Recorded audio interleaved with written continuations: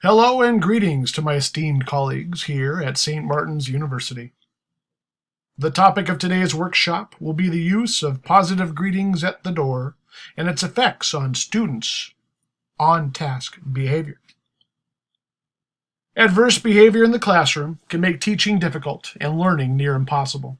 Disruptive students can consume more of the teacher's attention, thereby reducing classroom learning and even test scores.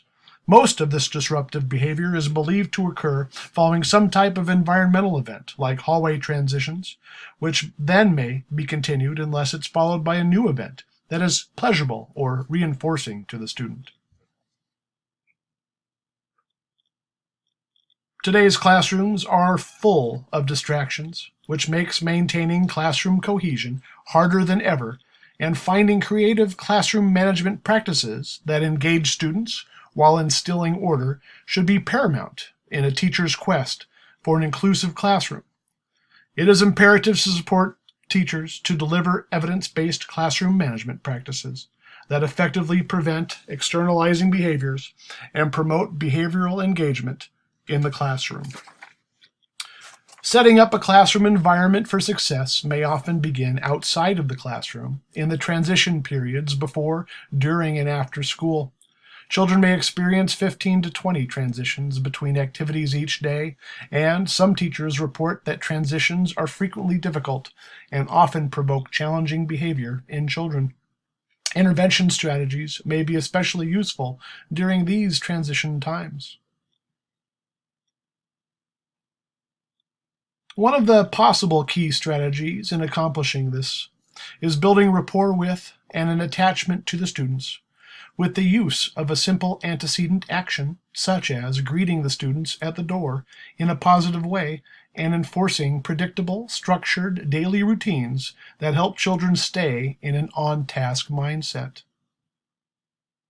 To be effective, teachers must connect with and care for children with warmth, respect, and trust.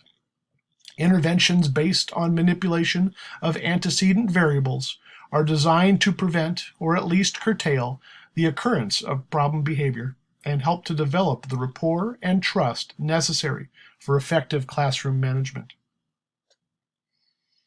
The classroom management tool that I am sharing today is mainly based on John Dewey's philosophical anthropology theory, which shows us a view of how humans could influence each other and how the environment established in the classroom can be more effective than focusing directly on learning.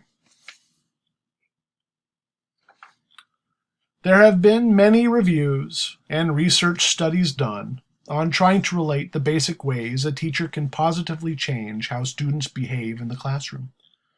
Uniquely, there is an area of focus on the use of pre-class steps, or antecedents, as a management tool. One of the research studies done by Alday and Pockerer wanted to study the effect of antecedents used to limit the off-task behavior associated with the transitional 10-minute period at the beginning of class. They hypothesized that using a positive greeting at the door would result in an increase in student on-task behavior. Results showed an average increase in on-task behavior of 27%. Along the same lines, Tanya Redding presented a study that sought to determine whether a greeting could influence rapport development, specifically that handshaking would have a favorable impact on the development of rapport. It has been stated that teachers convey moral character and that it has a direct effect on the moral development of their students and the way their students act in class. When teachers start the year off with clear and concise expectations, including involving the students in creating classroom rules and consequences for breaking them, a moral bond is created between the teacher and the student. Throughout the year, it is imperative to reiterate this bond through direct antecedent actions that continue to allow students to stick to the moral road created and maintain appropriate classroom behavior that benefits a positive learning environment for the whole of the class. By establishing a proactive classroom management environment, it is the aim of teachers to establish order in the classrooms rather than responding to problems of disruptive or off-task behavior. There is an old Jewish saying that reads, "When you greet someone heartily with a warm smile and a friendly salutation, all is well in that person's world, if only for a fleeting moment. The person feels a sense of validation that their existence in the universe has been acknowledged and recorded, and that they are known."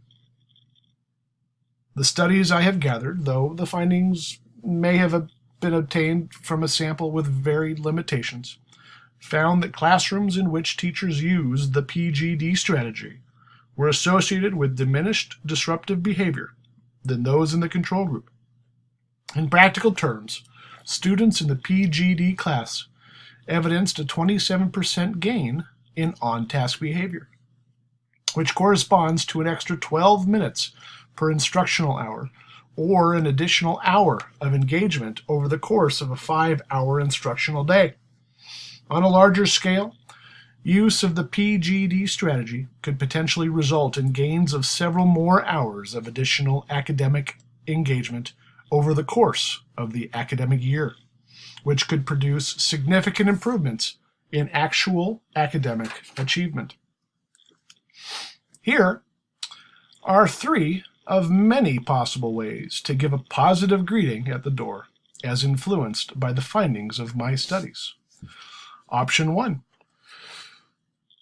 Have a poster at the door to facilitate a choice for the type of greeting the student might want. They'll come up to you, they'll point to the one they want to do, and that's what you do. Creating choice not only adds a sense of ownership for the student, but can also give you a chance to take an in-the-moment temperature or snapshot of how the student is feeling for the day, and provide the groundwork for how much or how little you should involve them in the class for the day. These posters are available at teacherspayteachers.com. Option 2.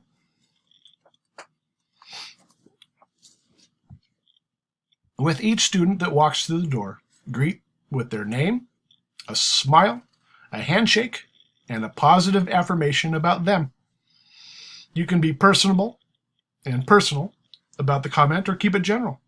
I find that if you use the same statement with each child, it can feel less genuine. Try to have something different for each child, or at least use a few different ones randomly through the line of students. Option 3.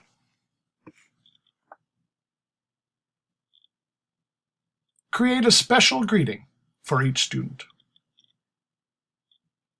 Mrs. Willenborg and Mr. White, in the videos that you have links to at the bottoms of your brochures, have created a special handshake for each of their students. The personal touch promotes joy, trust, and a connection to their students that is harder to gain from normal out-of-the-box teaching approaches, or just having them come in and sit down and get ready to work. And, as a reminder, you can build rapport with a positive greeting at the door.